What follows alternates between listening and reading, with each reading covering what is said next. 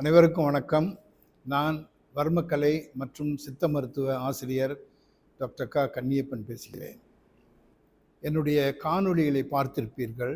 முதல் காணொளி இடுப்பு வலி பற்றியும், இரண்டாவது காணொளி மூட்டு வலி பற்றியும், மூன்றாவது காணொளி கழுத்து வலி பற்றியும், நான்காவது காணொளி கர்ப்பப்பை இறக்கம் பற்றியும், ஐந்தாவது காணொளி ஃப்ரோசன் ஷோல்டர் என்று சொல்லக்கூடிய கை இருக்க வலியை பற்றியும் நான் கொடுத்திருக்கின்றேன்.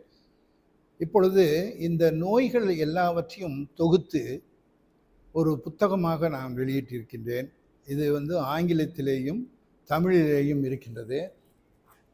இது வர்மக்கலை த ஹீலிங் ஆர்ட் என்று சொல்லி தமிழில் வர்மக்கலை நோய் தீர்க்கும் வர்மக்கலை என்று எழுதியிருக்கின்றேன்.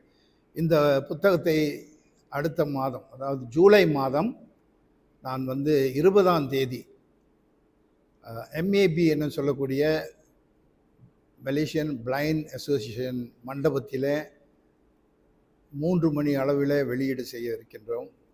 அந்த வெளியீட்டுக்கு ஒரு செட் புத்தகம் 100 வெள்ளி, ஆங்கிலமும் தமிழும் சேர்ந்து.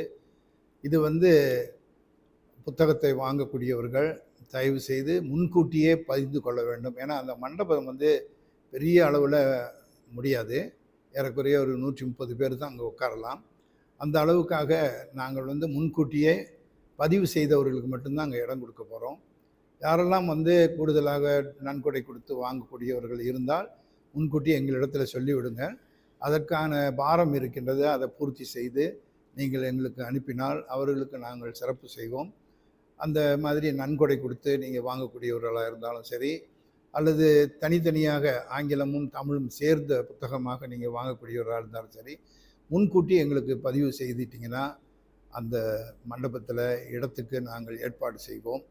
அதனால் நீங்கள் எல்லாரும் இதில் இருக்கக்கூடிய பலவிதமான நோய்களுக்கு மருத்துவம் நாங்கள் கொடுத்துருக்கின்றோம்.